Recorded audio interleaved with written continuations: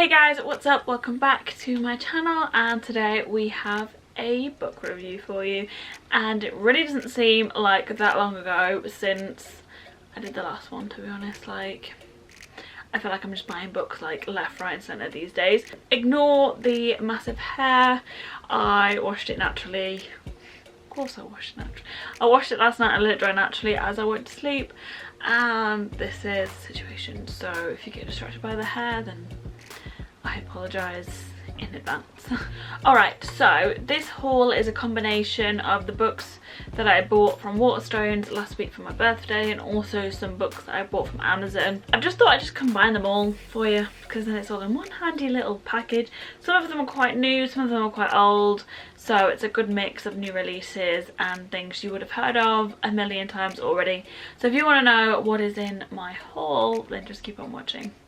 Okay, so we're not doing this in any particular order because I can't really remember when I got them, but we'll start off with the ones that I got from Amazon. So the ones I got from Amazon started off when I finished Children of Blood and Bone. I like instantly went onto Amazon and ordered the second book, Children of Virtue and Vengeance, and then just kind of went through a little bit of a pit. I was like, let's find some other books that are similar to this, like African folklore fantasy.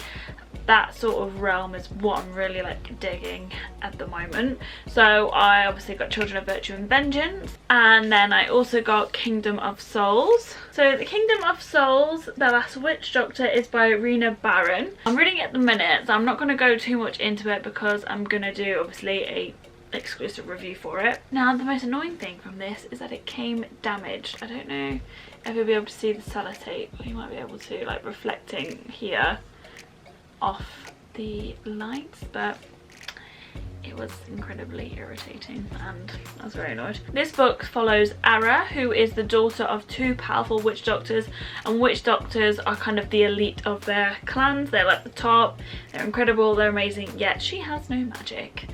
And she's frustrated, she's annoyed, and every single year she hopes that she gets it. And once she starts on this journey, she opens up a Pandora's box.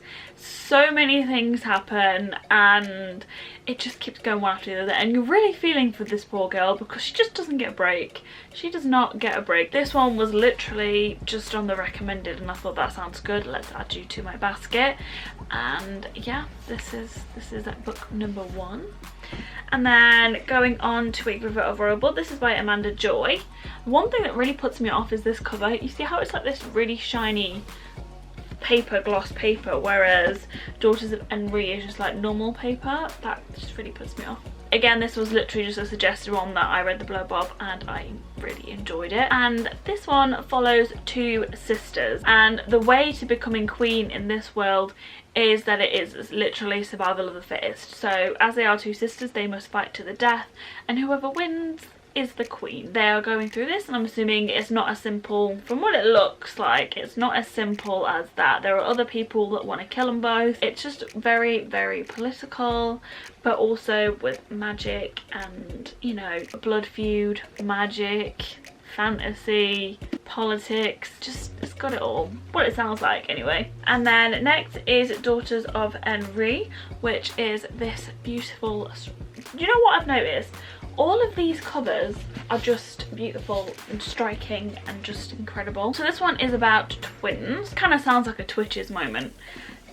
Do you know what I mean? It's just these girls separated at birth, both very powerful, both very different yet very similar, and without realising it, their paths are going to cross one day and hopefully take down the dude that separated them and banish the gods. Again, magic, fighting, wonder, excitement. Sounds like it has it all. I got Bernadine, Evaristo, Girl, Woman and Other, and this one was also featured in my 14 books you need to educate yourself about race. I will link that like up here somewhere. This one really sparked my attention because it was more about Britain, and there's, from what I can see, there's not really a lot of British fiction that focuses on these sorts of topics of Black and Asian minority ethnic kind of groups. When I first heard of this, I thought it was a non-fiction story. Yeah, I thought it was a collection of like, I thought it was non-fiction and it was a collection of stories from real women. but it's not, it's fiction, so I was a little bit more intrigued by it. Obviously the stories in it are from real women and from real experience, but it's in a fictional, more prose setting. And like I said, I'm just really trying to find more British BAME experiences, just ones more that relate to myself and that I can see myself in. Like, I didn't realise how cool it was until I started reading these more diverse books, how cool it is to hear about people who have brown skin and black hair and that sort of thing. It's just really cool, and I didn't realise I needed it until I started reading it. So if you're like me out there, honestly, you need to do it, because just change your life. Just change your life. If I keep moving, I am very sorry. It's because I'm trying out this new setup and I'm sat like right at the edge of my bed, and it's like I'm one lean away from like falling off my bed. So now we're gonna go over to my Waterstones haul. So about 2 days ago was the first time I walked into a Waterstones in 4 months. Since this lockdown, it was the first time, and I thought, let's have a look around. I probably won't buy anything because there's not that many things like on my list that I really want. And boy was I wrong, because I came out with 6 books, and that's a lot. That's like a lot for me to buy in one sitting in Waterstones. I can do that online because I don't feel as guilty about buying that many books online. But in real, oh, okay. So first one's first is Imagine Me by Taherh Mafi, and this is the last book, if I recall correctly, in the Shatter Me series. So I'll leave the synopsis to the Shatter Me book here, because obviously if it's the last one, you don't want to know what that's about. And I forgot this was out, and I walked past it and I was like, oh my god, and I just picked it up. I was like, you are coming on my pile. So that is the first one. I just love these covers. It is The Good Immigrant, which is edited by Nikesh, Shukla, and this features 21 kind of writers, creatives, and their stories about what it means to be black or Asian or from a minority ethnic group in Britain. Like, what does it mean for us? So this just looks really good, and it's only little, and I'm really excited to just get into this. Like I said, I'm really wanting to have more British experience in my life, and I'm also trying to do the same thing with like blogs as well. I'm trying to find more British, Asian, or just Indian bloggers and book people and makeup artists out there that I can follow and enjoy and be inspired by. And then next we have Why I'm No Longer Talking to White People About Race by Reni Eddo-Lodge. And if you don't know what this is about, then where have you been these past few months? Where have you been? This is pretty self-explanatory really. Again, I've been wanting this for years. Like when it first came out, I saw it and I was like, ooh, I want that. And it was just, you know, there's always those books on your list and you've just never picked them up. Again, it's another one that talks about race relations in Britain and all of that sort of stuff. She also has a podcast which is About Race by Reni Eddo-Lodge on Spotify or any other of your podcasting places, which I've listened to and I really enjoy, and I highly recommend it.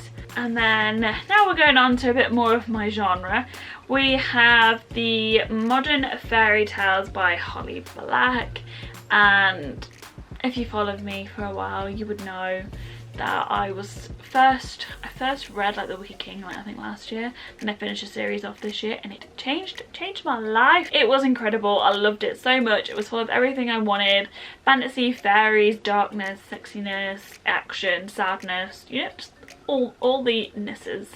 So this I'm really excited about. This seems as though it is 2 different characters and their lives suddenly become intertwined, and then they can have to rely on each other or have different experiences. Why do people always have to fall in love in these books?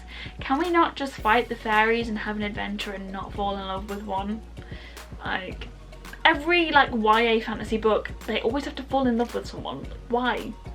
Why does that have to happen? Like, even in The Wicked King, like she falls in love with, I'm not gonna spoil it, but someone, which is so predictable, but like, why does that need to happen? Like, it's really cute and I actually love them together, but why does that need to happen?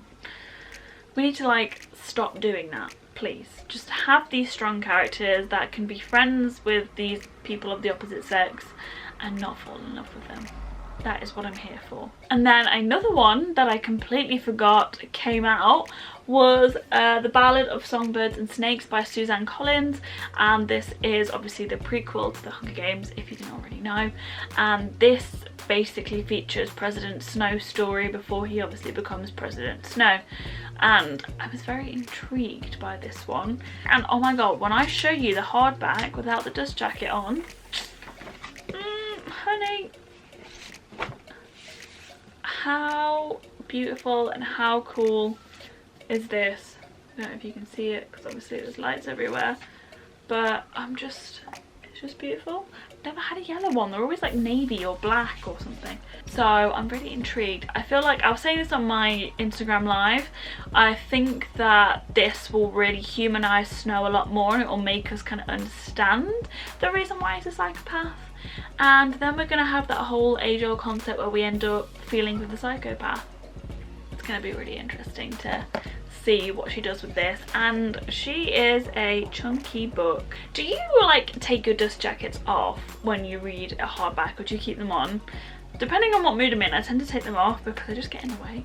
And then the final book from my haul is one that I was a little bit apprehensive about and I wasn't too sure what I was going to buy, but it is The Last Kingdom by Bernard Cornwell. Bernard Cornwell. Now, if you follow me on Instagram, you watch my vlogs, you will know that at the start of lockdown, I was obsessed. I still am obsessed, so much so that I made my sister watch it, and any given moment, if I could talk about The Last Kingdom, I will talk about The Last Kingdom. And now that season 5 is coming, I'm incredibly excited.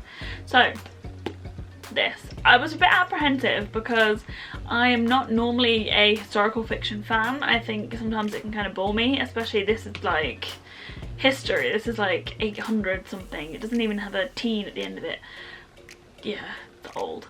But because I love the series so much, and I'm now watching Vikings, and I also just read Sky in the Deep, which you see there's a Viking vibe going on at the moment, I thought I'd give it a go.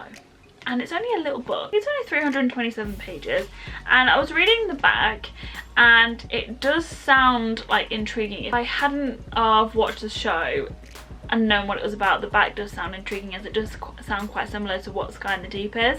So that is that one, and I'm really excited for it because I have high hopes. And at the beginning he's already saying, I am Uhtred, son of Uhtred. I am Uhtred, son of Uhtred. And it's just like, come on now, classic Uhtred. Okie dokie, so that is the book haul all done.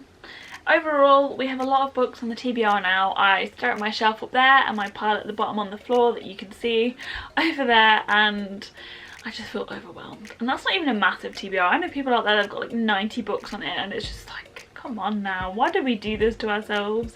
And you know, like the longer it gets, the like, you just don't want to read them because they're old now, so they're like old news. Do you know what I mean? But I'm really gonna try and like get in it. I'm soon gonna get some shelves put up above my desk as well, so my bookcase won't look half as untidy and cluttered, and it's gonna make me feel so much better. But yeah, that is my book haul. Let me know if you've read any of them, if they're on your TBR as well, if they're on your wish list, let me know. I want to know your thoughts and feelings about any of them. Even if you didn't like them, tell me why. I'm interested. But yeah, if you like this video, let me know. If you want more like this, let me know. If you want me to spend more of my money, let me know. That is it for today, guys. I hope you enjoyed. If you did, don't forget to like and comment and subscribe and all the good stuff down below, and I will see you in the next one. Bye. Oh, I got goosebumps. Oh my god. That's not fair now, is it? No, I'm wrong. I'm not gonna